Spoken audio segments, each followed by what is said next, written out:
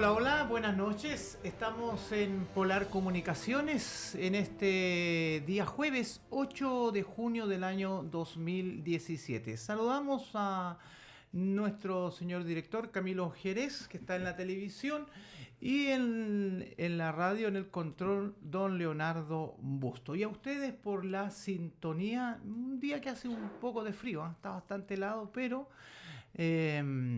con el calorcito humano esto se torna agradable. Hoy día nos acompaña el ex intendente don Mauricio Peñailillo, con quien vamos a dialogar, pero primero que nada le damos la bienvenida. Buenas noches, ¿cómo le va, Mauricio? Hola, muy buenas noches, muchas gracias y un saludo muy atento a todos los auditores y televidentes de Polar. Oiga, como que no lo he visto tanto en boga en esfera política, está medio apartado usted y ahora como que aparece. Lo que pasa es que ¿No quiere hacer mucho ruido? primero por un tema laboral, estoy en la periferia de la ciudad, digamos, estoy todo el día en mi trabajo. Y además, bueno, en esta época, ya que empieza a moverse desde el punto de vista político, ya luego vienen las primarias, nos ponemos a disposición todas las personas de los partidos políticos, ¿no es cierto?, para empezar a trabajar y sobre todo para dar a conocer cuáles son las ideas, programas y planteamientos de nuestros candidatos presidenciales, en el caso nuestro obviamente de Sebastián Piñera. Claro, oiga, usted ha tenido una vasta experiencia ya en la arena política, fue intendente por la región, que es un cargo muy alto, en la cual usted se manejó allí. ¿Cómo está la UDI preparada bajo su espectro en la arena política del día, o las primarias del día 2 de julio? Bueno, estamos integrados plenamente dentro de lo que es Chile Vamos, de esta alianza política, ¿no es cierto?, en que están los cuatro partidos, UDI, RN, Evópolis y el PRI. Y para las primarias específicamente se descuelga Evópolis porque tiene su propio candidato presidencial.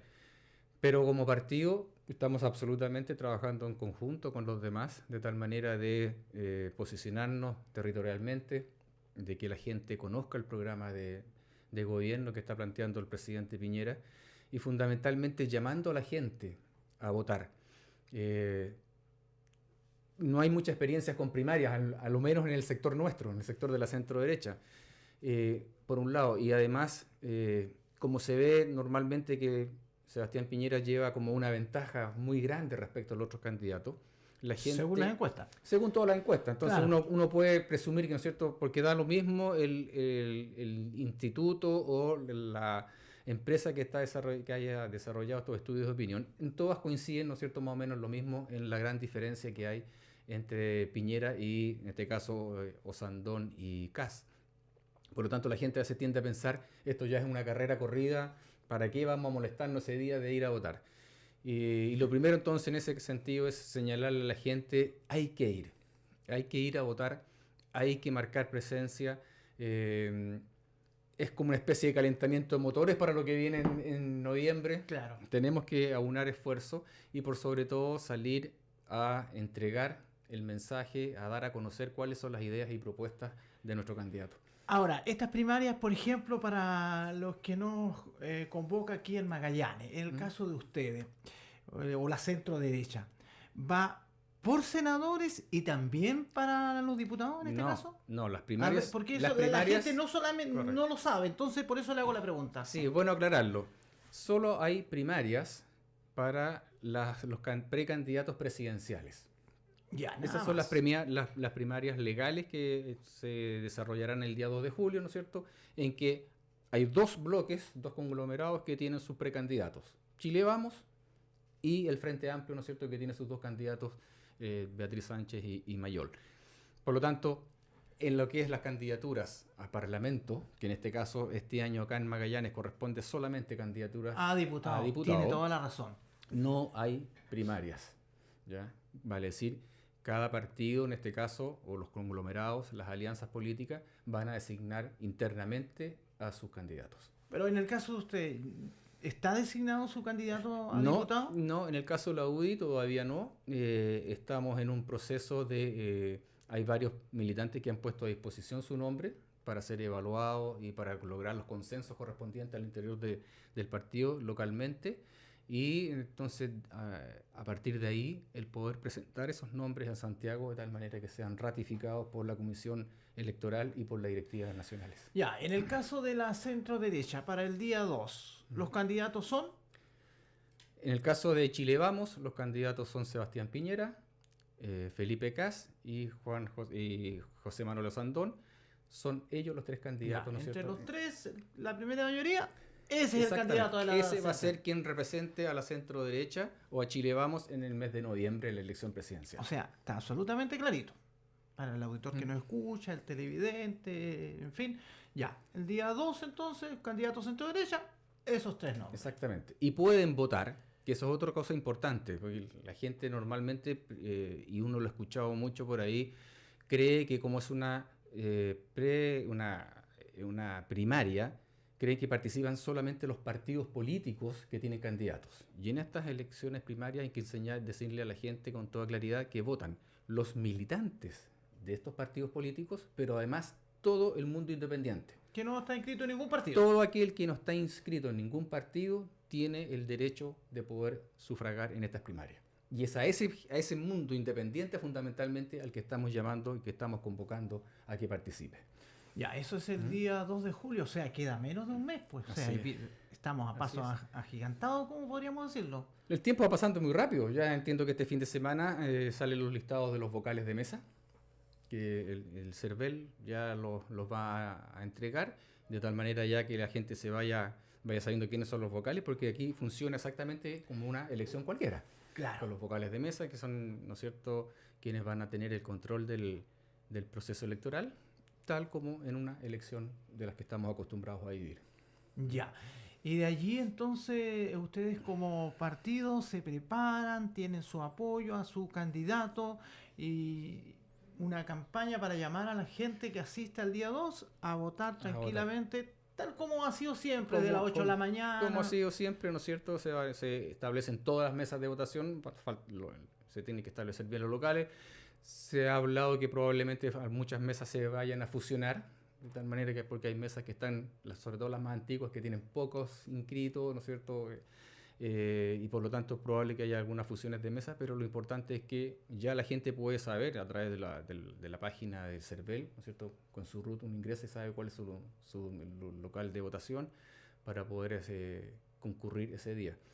Y a partir de esa fecha, ya con las nominaciones definitivas ya de quiénes son ahora los candidatos, porque ahora son precandidatos, ¿no es cierto?, quiénes van a ser los nominados candidatos a la presidencia, es importante ya que dentro de nuestro conglomerado tengamos definido quiénes son los candidatos a diputados por nuestro distrito, para ya entonces trabajar en conjunto la campaña presidencial con la campaña parlamentaria.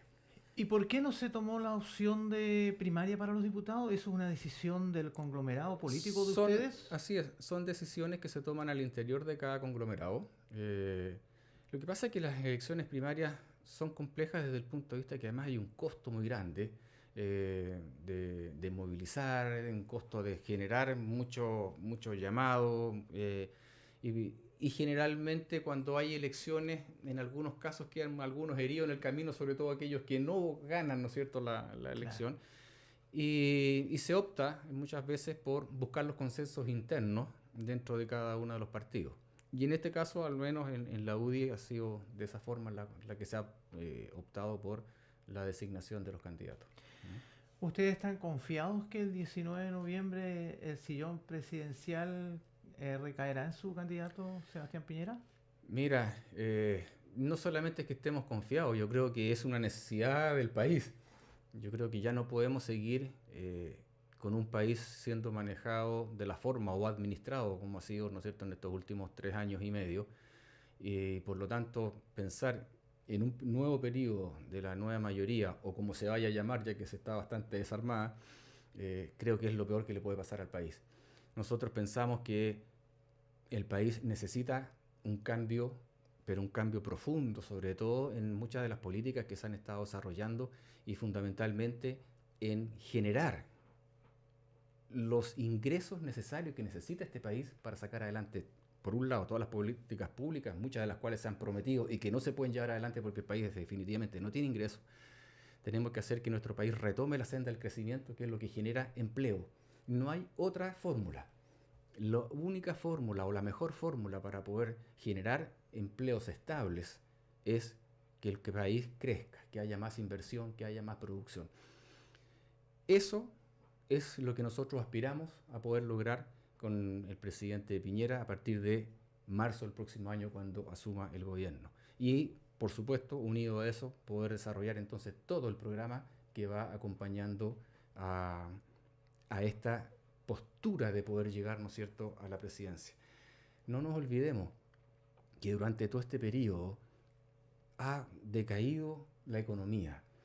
Los empleos han bajado, pero impresionantemente. O sea, tenemos unos niveles de cesantía que de alguna manera se han controlado mucho por la cantidad de gente que aparece como empleado, pero que en definitiva son estos empleos por cuenta propia. Hay gente que, ¿no es cierto?, que tiene que salir a la calle a desarrollar alguna actividad fundamentalmente de comercio o comercio ambulante, y esa gente se considera hoy día como empleado y por lo tanto no aparecen dentro de los índices de la cesantía. El sistema de educación, crisis. Vergüenza da a ver el otro día, ¿no es cierto?, esas noticias en Santiago donde los papás estaban durante toda la noche frente a un establecimiento para poder solicitar una matrícula, un cupo, porque ya se sabe lo que viene. Es decir, ese colegio que pasó a ser gratuito tiene tal cantidad de gente que está esperando el poder ingresar a estos colegios que van a ser gratuitos y que tienen buena calidad de la educación, que se agolparon para poder llegar, ¿no es cierto?, y poder matricular a su hijo. Porque ¿qué es lo que ocurre cuando aparezca esta nueva ley que se está tramitando? Esos nuevos cupos van a ir una tómbola. Es decir, nosotros hoy día ya no vamos a tener prácticamente que decidir dónde vamos a colocar los colegios, sino que van a ir por una tómbola, por un sorteo. Ese tipo de cosas son las que nosotros no queremos que se vuelvan a repetir aquí en el país, entre otras. ¿Y ustedes como conglomerado político van a lograr revertir la situación que está exponiendo, de cambiar la cesantía, de que el país, en base a lo que usted expresa, retome el rumbo que según ustedes ese sería? Ya lo demostró el presidente Piñera durante su mandato, durante su periodo, que con el programa y con el trabajo de una cantidad impresionante de gente que estuvo en el servicio público, se lograron sacar al país. Cuando lo entregó la presidenta Michelle Bachelet durante su gobierno anterior, también las cifras estaban bastante bajas en cuanto a crecimiento, en cuanto a empleo, calidad de empleo. Y volvimos a retomar en esa oportunidad, ¿no es cierto?, el crecimiento a los índices y las tasas que el país puede desarrollar. 4, 5, 6%, ¿no es cierto?, que son las tasas de crecimiento que normalmente ha tenido nuestro país. Y no lo que estamos viviendo ahora, que prácticamente el país no crece. Se crearon más de 1 millón de empleos durante ese periodo. Más de 1 millón de empleos. Es decir, un promedio de 250.000 empleos anuales.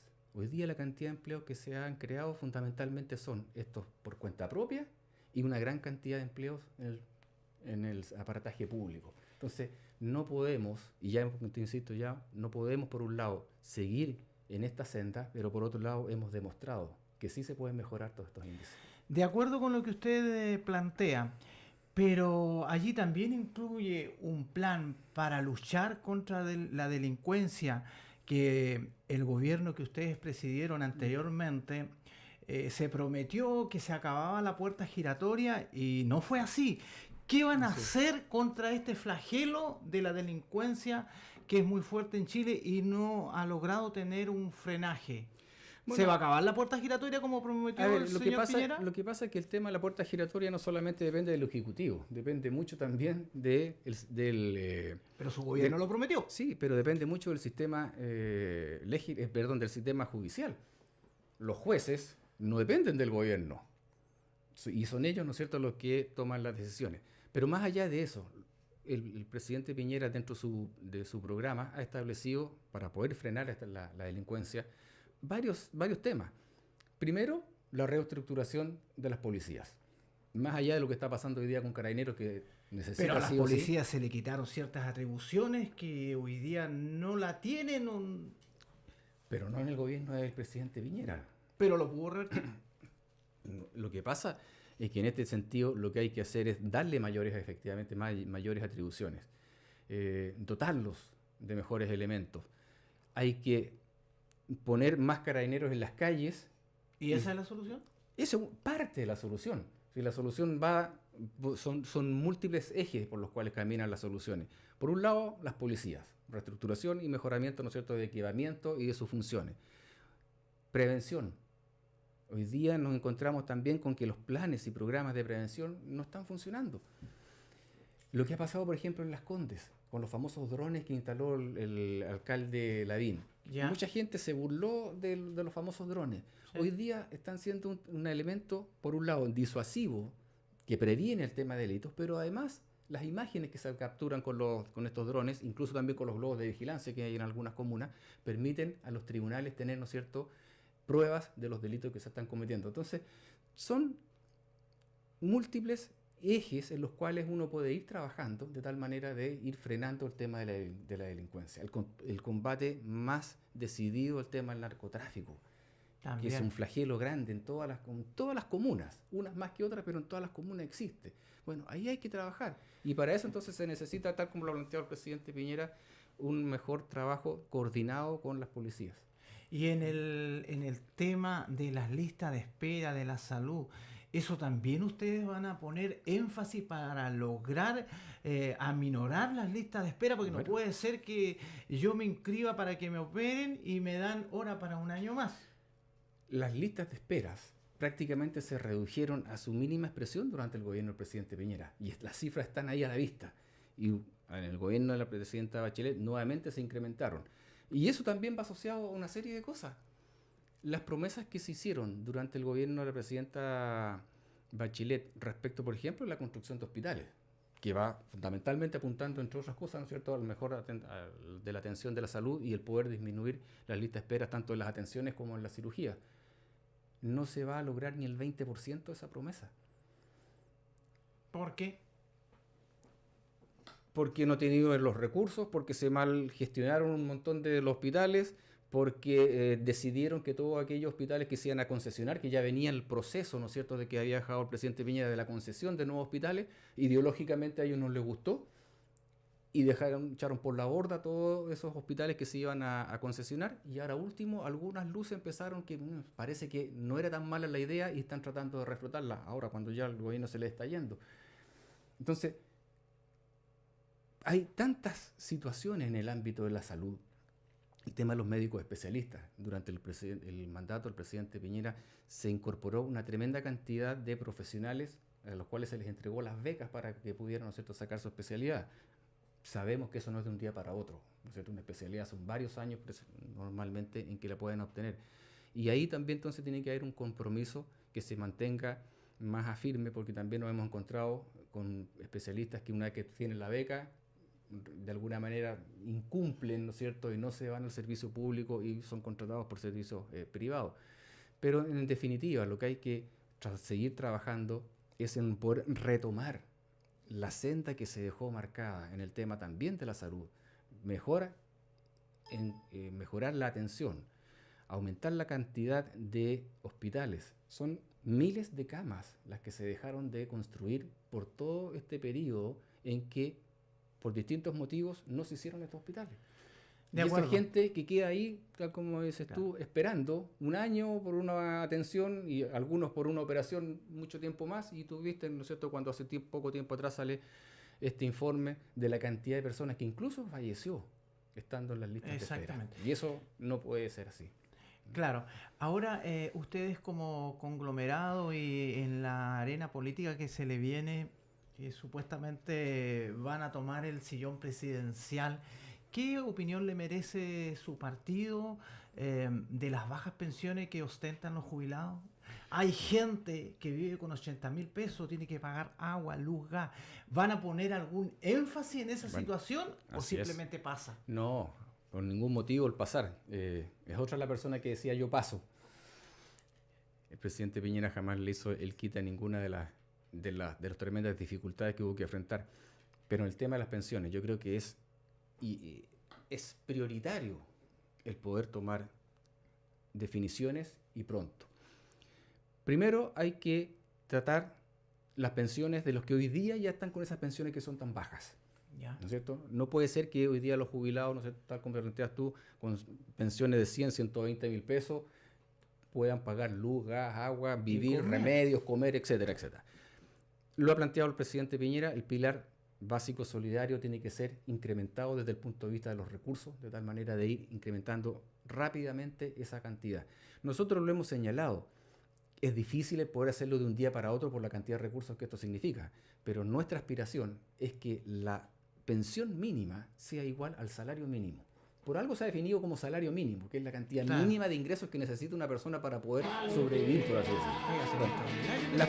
Las pensiones tienen que llegar a eso. En una primera etapa, lo ha señalado el presidente Piñera, se trata de incorporarle nuevos recursos al pilar básico solidario, de tal manera de por lo menos llegar a incrementarla en un 40 o un 50%.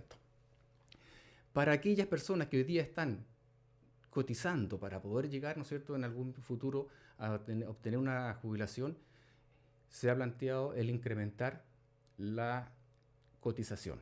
Y eso creo que es un acuerdo prácticamente transversal. Se hablan las cifras, pero del orden del 5%, ¿no es cierto?, que sería de cargo del empleador. Con lo cual, hoy día se cotiza el 10, ¿no es cierto?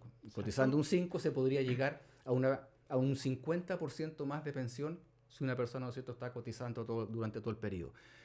Pero aquí hay que también sacarle el demonio, entre comillas, que se ha planteado con el tema de las AFP. Las pensiones bajas no son por culpa de la AFP. Las pensiones bajas son porque la gente o ha tenido muchas lagunas durante su periodo, ¿no es cierto?, de trabajo, que no ha podido cotizar, o porque las cotizaciones han sido muy bajas.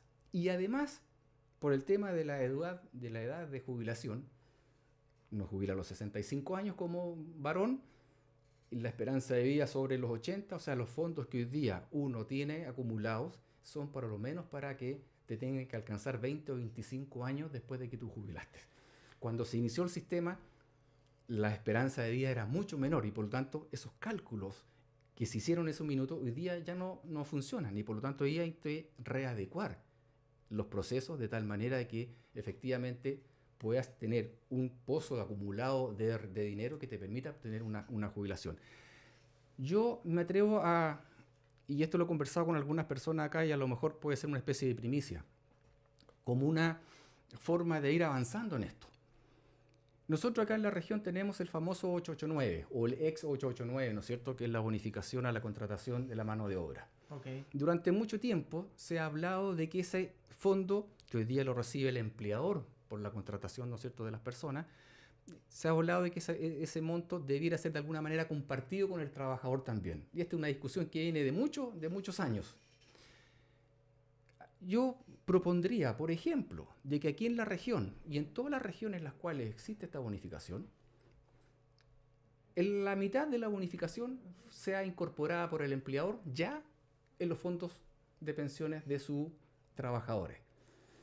Hoy día la bonificación está del orden de los 35.000 pesos, más o menos, para hacerlo en términos cerrados. Si uno dice la mitad de eso, son 17.500 pesos, lo que equivaldría a un 5% de un sueldo aproximadamente de 350.000 pesos. O sea, para aquellas personas que ganan aproximadamente el sueldo mínimo, es incorporarle de inmediato el 50% más de lo que está cotizando. Con lo cual ya podríamos, porque a pesar de que se va a enviar, ¿no es cierto?, el proyecto de ley dentro de los próximos días, señaló la presidenta, esta va a ser de una discusión larga. Y por lo tanto, para ir ganando tiempo, podríamos nosotros acá en la región hacer un acuerdo, llegar a un acuerdo en el sector empresarial. Nadie se opuso a que se incrementara en un 5% la cotización de cargo de los empleadores, ¿cierto? Yo no he escuchado ninguna voz en contra al respecto. Bueno, avancemos, hagámoslo antes. Y la gente que tenemos personas contratadas, coloquemos parte o la mitad, por ejemplo, de la parte de esta bonificación en las cuentas de capitalización individual de cada uno de los trabajadores. Con lo cual ya podríamos ir mejorando de a poquitito el sistema. Me parece. Oiga, don Mauricio, lo cambio de parecer. Sí. ¿Qué opinión tiene respecto a elección popular de intendentes y gobernadores? ¿Ustedes están de acuerdo? ¿Le parece? ¿No le parece? Yo estoy absolutamente de acuerdo en la descentralización y en que las regiones ojalá puedan ser las que definan sus autoridades, pero para eso se tienen que dar ciertas condiciones, por así decirlo. ¿Cómo cuáles? ¿Qué sentido tiene hoy día, tal como están las cosas, No se ha aprobado la ley que es más importante, que es la ley, ¿no es cierto?, que permite que se transfieran las competencias y los recursos a las regiones. Exacto. Por lo tanto, mientras eso no esté definido, ¿qué sacamos hoy día con tener a un gobernador regional que va a reemplazar al intendente cuando no va a tener atribución ninguna? O sea, va a ser solamente un cargo figurativo. Medio ficticio. Figurativo para efectos protocolares, va a ser el más importante, por así decir, dentro de la región, pero que no va a tener prácticamente ninguna atribución. Yo preferiría que nos tomáramos el tiempo para trabajar muy bien todo el traspaso de competencias desde el poder central a las regiones, pero no solamente las competencias, sino que también con los recursos para que se puedan desarrollar y llevar adelante esas competencias. Porque mientras tengamos un presupuesto que lo define absolutamente el nivel central, tampoco vamos a tener mucho margen para poder trabajar desde la región. Entonces usted no está muy de acuerdo, ¿no? Estoy de acuerdo. Pero en base a lo que está desarrollando... Estoy absolutamente de acuerdo en que se haga, pero que se haga no bien. Ahora. No ahora, porque están sacando la ley, ¿no es cierto?, a los empujones, le pusieron ahora suma urgencia, la están sacando a empujones solamente por un motivo ideológico, que es que sacaron las cuentas de que si las elecciones se hacen en este año y se juntan de nuevo la nueva mayoría en una sola lista, pueden ganar la mayoría de las regiones, ¿no es cierto?, sus gobernadores regionales.